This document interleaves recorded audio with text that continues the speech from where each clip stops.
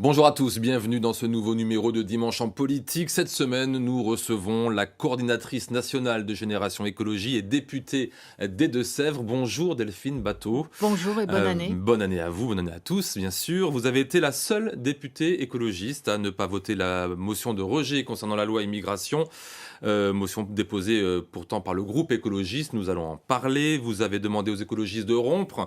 Clairement, avec Jean-Luc Mélenchon, le leader de la France Insoumise, nous allons en parler. Vous avez été, il y a quelques années, vilipendé pour avoir accepté le protocole sur les méga-bassines dans les Deux-Sèvres avant de le dénoncer 2 ans plus tard, un protocole visiblement peu respecté par les agriculteurs concernés.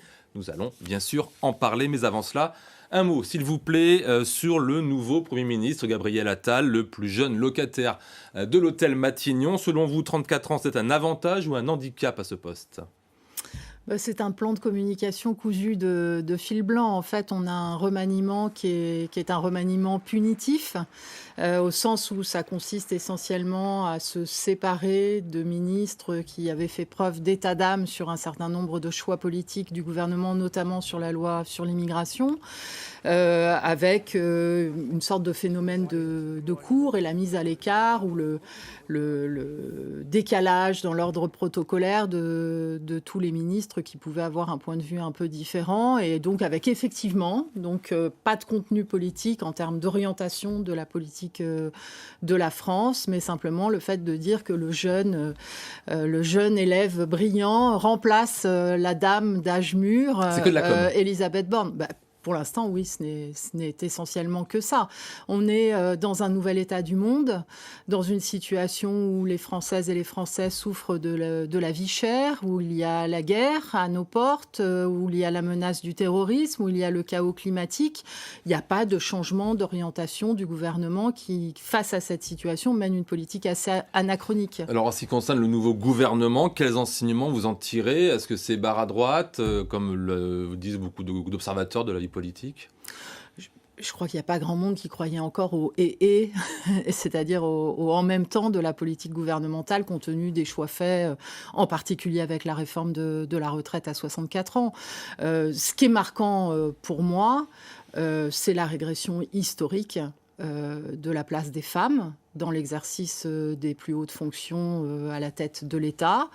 Le président de la République est un homme, le Premier ministre est un homme, Bercy est dirigé par un homme, la défense, l'intérieur, la justice, il n'y a plus... Mais le travail, la santé, l'éducation nationale, oui, le sport. les jobs de femmes. Non, c'est une régression très, très grave. D'abord, il n'y a plus la parité sur le nombre de ministres, et il n'y a aucun des postes clés régaliens du pays qui soit dirigé par une femme. Donc ça veut dire quoi pour vous, que ça va être une politique davantage conservatrice qui va venir ? Vous y voyez quelque chose concrètement au niveau politique ? La politique du gouvernement était déjà conservatrice. C'est un mauvais symbole, c'est une régression grave pour les droits des femmes. Ça fait plus de 10 ans en France que les gouvernements étaient systématiquement paritaires. Celui-là ne l'est pas. Encore une fois, sur 11 ministres de plein exercice, il n'y a que 4 femmes. Vous attendez quoi du discours de politique générale du nouveau Premier ministre ? J'aimerais qu'il y ait un vote Vous voteriez quoi ? contre, et il n'y aura pas de vote, manifestement. Et vous attendez quoi de ce discours ? Écoutez, je l'ai écouté hier chez vos confrères de TF1. Objectivement et réellement, je me suis endormie. C'est-à-dire qu'il y a beaucoup de formules creuses. Et encore une fois, ce n'est pas un remaniement qui est marqué par un changement d'orientation politique du gouvernement. Delphine Batho, vous vous êtes fait remarquer le 11 décembre dernier en refusant de voter la motion de rejet à l'encontre du projet de loi immigration. Vous êtes la seule à gauche à l'avoir fait. Et avec le recul, est-ce que vous pensez avoir été la seule à gauche à avoir eu raison ? Oui. Vous disiez à l'époque, attention, si on vote ce rejet, ça sera plus dur ensuite. Oui, je ne me sens pas seule, parce que j'ai reçu énormément de messages de soutien encore ces derniers jours, et parce que plus de la moitié des électrices et des électeurs écologistes, des électrices et des électeurs socialistes partagent la position que j'ai prise. D'où vous avez ce chiffre de la moitié des électeurs ce que disent les enquêtes qui ont été faites au sujet Parce que vous avez quand même reçu une volée de voix vert lorsque vous avez refusé de voter cette loi. Écoutez, d'abord, moi, je crois qu'en politique, les principes et les valeurs, c'est la chose la plus importante. Je ne vote pas avec l'extrême droite sur l'immigration. Et le problème de cette motion de rejet, c'est le vote conjoint, en fait, de ceux qui sont pour la loi dans sa version du Sénat et de ceux qui sont contre. Bon. Et donc ça, déjà, il y a un problème. Les écologistes auraient dû enlever cette motion de rejet à partir du moment où l'extrême droite et les Républicains ont dit qu'ils votaient la motion de rejet pour aboutir au résultat qu'on a eu, c'est-à-dire avoir le retour au texte du Sénat et à la version d'un texte extrêmement dur qui va avoir des conséquences pour la vie des gens. Il fallait ne pas être dans cette manœuvre parlementaire. Il y a une limite aux manœuvres parlementaires, en fait, qui est celle des principes, d'une part, et d'autre part, des conséquences concrètes pour la vie des gens. Que des enfants nés en France deviennent français ou pas, qu'une mère de famille monoparentale qui travaille, qui est en situation régulière, ait ou pas les allocations familiales. C'est des choses, c'est des conséquences concrètes de cette loi. Ça aurait changé si la motion de rejet n'avait pas été adoptée. Oui, parce qu'il y aurait eu un débat à l'Assemblée nationale et qu'en fait, moi j'en ai ras-le-bol du défaitisme. Quand on est député de l'opposition, on se bat pour peser sur les textes de loi. On ne décrète pas qu'on ait une opposition qui est là simplement pour témoigner, dénoncer, vitupérer. Non, on mène des batailles concrètes et on a aussi une responsabilité en tant que député de l'opposition qui est d'être utile aux gens, utile aux valeurs qu'on défend, utile à la France. Sacha Houlié, le député de la Vienne et président de la commission des lois à l'Assemblée, a estimé qu'une trentaine de dispositions du texte adopté le 19 décembre par le Parlement pourraient être contraires à la Constitution et ne passeraient donc pas les fourches codines du Conseil constitutionnel. Déjà, tout ça pour ça, j'allais dire, et deux, quelles sont les mesures, selon vous, qui sont les plus anticonstitutionnelles ? Ça, c'est le Conseil constitutionnel qui va le dire, ce qui est anticonstitutionnel, ce qui est sidérant. Et je veux saluer d'ailleurs, je ne partage pas du tout ces idées, le vote contre du président de la commission des lois, qui est un des rares à avoir dit, en tant que président de la commission des lois, je ne peux quand même pas voter un texte dont je sais qu'un certain nombre de dispositions ne sont pas constitutionnelles. Visiblement, ça a fait qu'il n'est pas ministre aujourd'hui. C'est ce qu'il a dit. Oui, mais écoutez, avoir des états d'âme, certainement qu'en fait, on touche à, je pense lui comme d'autres, les raisons pour lesquelles il s'est engagé en politique. Juste pour revenir à l'anticonstitutionnalisation de cette loi, comment on peut... on se demande beaucoup, moi je me pose la question, comment on peut voter une loi quand on sait par avance qu'il va y avoir des textes anticonstitutionnels dedans. Alors d'abord, moi j'ai voté contre cette loi. J'ai voté contre la motion de rejet pour que le débat ait lieu à l'Assemblée nationale. J'ai voté contre cette loi et je suis contre cette loi dans son esprit comme dans son contenu concret. Pourtant, vous avez dû aller sur les réseaux sociaux pour vous expliquer longuement pourquoi vous aviez voté contre cette motion de rejet. Longuement, non, normalement. Trois tweets pour bien répondre. Normalement, tout à fait. Il a fallu normalement, et encore une fois, ma position est extrêmement comprise, si j'en crois tous les témoignages que je reçois. Non, vous avez raison, c'est une régression de l'état de droit très grave, qui a été dénoncée d'ailleurs par le président du Conseil constitutionnel, qu'un gouvernement mette au vote du Parlement une loi dont il sait de façon notoire que des dispositions sont totalement contraires à la Constitution. Certaines mauvaises langues y ont vu un appel du pied à la Macronie, mais j'imagine que ce n'était pas le cas de votre part. Non, quand on ne vote pas une motion de rejet d'un gouvernement, d'un texte de loi d'un gouvernement... Soyons sérieux. Je ne vote pas avec l'extrême droite sur l'immigration. On peut... cette motion de rejet, si vous voulez, si c'était seulement une motion de rejet des écologistes et de la gauche, je l'aurais votée. Je n'ai pas participé à une manœuvre qui fait le jeu des idées inverses des nôtres. Est-ce que ce n'était pas aussi une façon pour vous, finalement, consciente ou inconsciente, de vous détacher davantage de la NUPES ? Je ne suis plus... Je sais bien, c'est pour ça. Membre de la NUPES. Donc non, il n'y a pas... Il faut bien acter les choses. Ce n'est pas moi qui ai fixé le calendrier parlementaire. Ce n'est pas moi qui ai décidé que le groupe écologiste déposait une motion de rejet. Ce n'est pas moi qui ai fait la décision de Marine Le Pen et des Républicains de la voter. Qu'est-ce qui était la goutte d'eau qui a fait déborder votre vase concernant la NUPES? Le fait de ne plus en faire partie? L'élément déclencheur. Vous savez, dans une coalition, il peut y avoir des désaccords. Mais le fait que Jean-Luc Mélenchon refuse de qualifier le Hamas d'organisation terroriste, c'est pour moi une limite, une ligne rouge, un point de non-retour par rapport au totalitarisme, à la barbarie, à l'antisémitisme. Vous l'accusez d'antisémitisme de plus en plus assumé. Aux valeurs, oui, totalement. C'est grave, c'est une accusation très forte. L'antisémitisme, quand elle est exprimée publiquement, est punie par la loi. Je le maintiens. Et il est sur une dérive de complaisance et des formes d'expression. Quand on suggère que la présidente de l'Assemblée nationale est au service d'une puissance étrangère, quand on suggère que la première ministre de la France est au service d'une puissance étrangère, c'est la logique des stéréotypes antisémites que l'on connaît bien. L'union des gauches en France, c'est fini pour un bon bout de temps? Rien n'est possible sans rupture avec Jean-Luc Mélenchon. Et moi, j'appelle l'ensemble des écologistes, des socialistes, des communistes à faire le choix de construire un autre chemin que celui de toute forme d'alliance avec Jean-Luc Mélenchon. Pourquoi ? Parce qu'il est aujourd'hui une impasse. Il est en quelque sorte un saboteur. De la même façon que la bataille contre la loi immigration devait être menée à l'Assemblée nationale et qu'on aurait pu éviter un certain nombre de dispositions catastrophiques, de la même manière, il a saboté la possibilité de faire échec à la réforme des retraites à 64 ans. Si l'Assemblée nationale était passée au vote sur l'allongement de l'âge légal de la retraite à 64 ans, ce vote pouvait être gagné. Donc on voit bien que c'est aujourd'hui une voie sans issue et qu'il faut ouvrir un autre chemin en dehors de toute forme d'alliance avec lui.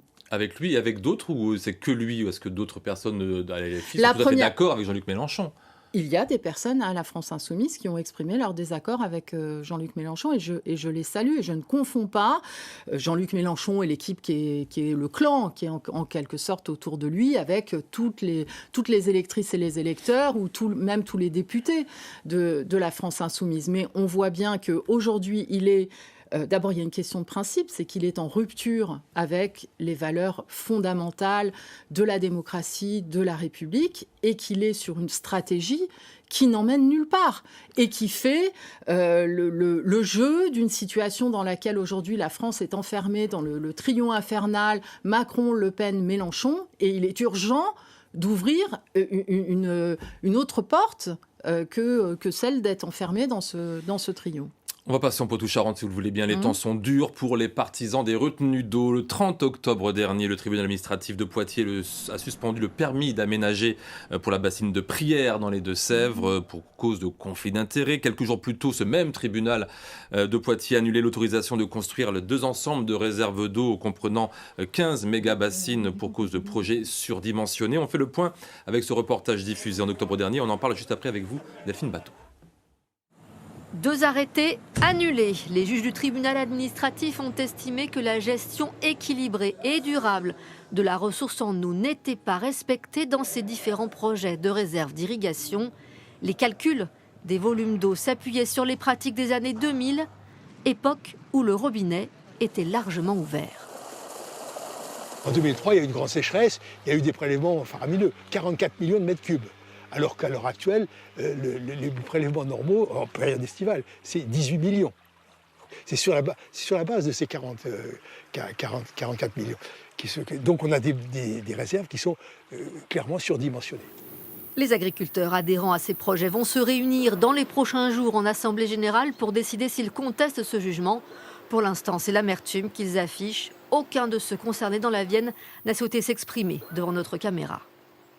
Il y en a qui sont décidés à aller au bout, mais moi, à 57 ans, je ne vais pas passer mes nuits à surveiller une digue. J'ai revendu mon matériel.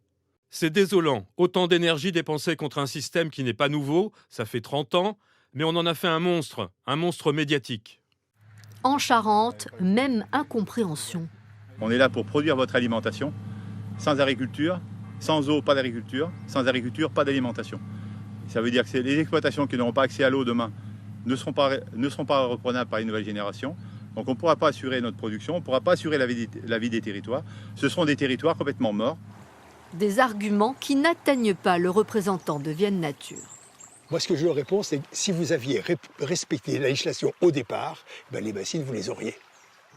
La préfecture de la Vienne a d'ores et déjà annoncé faire appel, mais les éventuels recours ne sont pas suspensifs. L'annulation des arrêtés s'applique dès à présent et empêche tout début des travaux. Les projets sont à l'arrêt, probablement pour de très longs mois.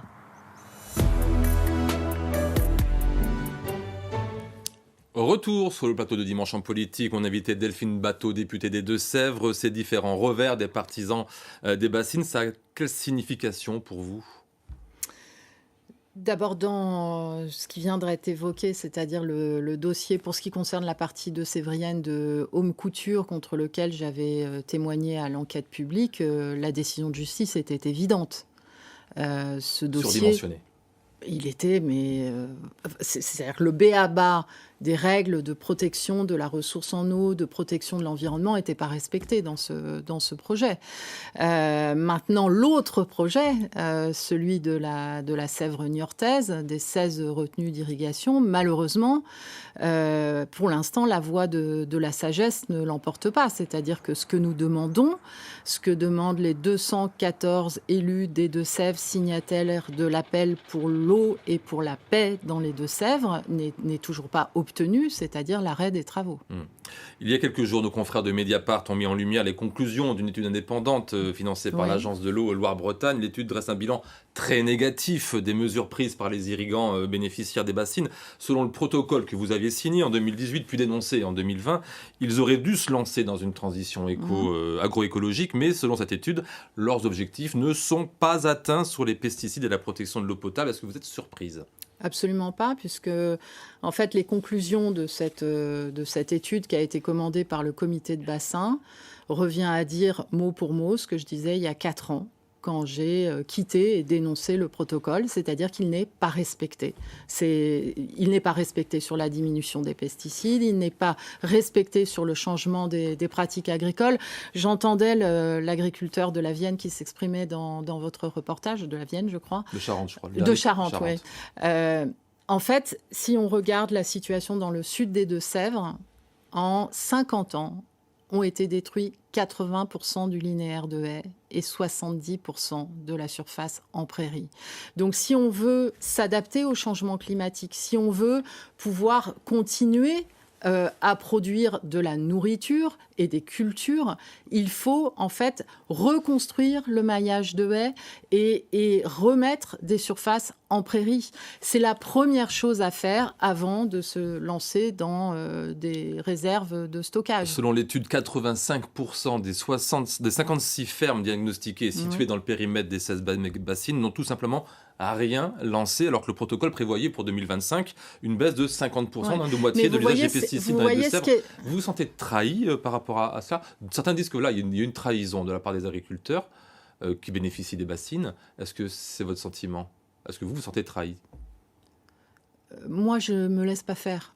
Et c'est la raison pour laquelle, il y a 4 ans, donc c'était il y a longtemps maintenant, j'ai dénoncé le non-respect du protocole et le fait que les engagements pris n'étaient pas respectés. Le problème dans lequel on est aujourd'hui, Jérôme Villain, c'est que quand on met bout à bout les constats d'instances qui ne sont pas les associations environnementales, qui ne sont pas les collectifs d'opposants aux bassines. Ça, c'est ce que vous venez de dire, c'est le comité de bassin. Le BRGM a dit que les données prises en compte ne tenaient pas compte du changement climatique. De très nombreux scientifiques, des hydrogéologues se sont exprimés.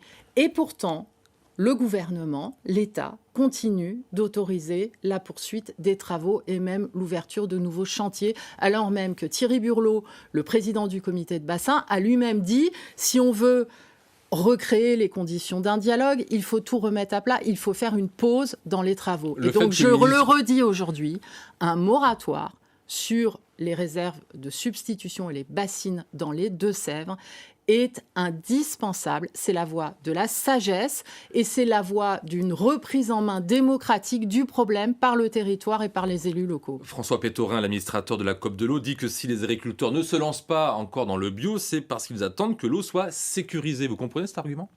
Ce que je constate, c'est que ceux qui bénéficient des bassines, sur celles qui ont été construites, ne sont pas passées au bio. Et que le protocole qui prévoyait justement une augmentation, un développement de l'agriculture biologique n'est pas respecté. Il n'y a pas de baisse des pesticides et il n'y a pas de passage à l'agriculture biologique. Est-ce que le fait que le ministre de l'écologie soit le même, n'ait pas changé, soit toujours Christophe Béchu, est-ce que c'est un mauvais signe ou un bon signe pour vous par rapport à ce dossier ? Ça ne change rien. Donc plutôt mauvais signe. Oui, parce qu'il y a urgence en fait. Et parce que moi, vous le savez, je ne veux pas d'une guerre de l'eau. Je suis contre la violence. Alors justement, vous me faites une transition parfaite, Ouais. puisque justement les opposants au méga-bassines passaient devant le tribunal correctionnel de Niort le 28 novembre dernier. Des peines de 6 à 12 mois de prison avec sursis ont été requises contre les 9 prévenus, parmi lesquels Julien Leguet, pour des faits de violence à Sainte-Soline le 25 mars dernier. Et la décision sera rendue ce mercredi d'ailleurs. Vous l'avez dit, toujours opposé à la violence des anti-bassines. Est-ce que ces peines encourues sont justifiées à vos yeux ? J'ai pas à commenter une décision de justice qui n'est même pas intervenue.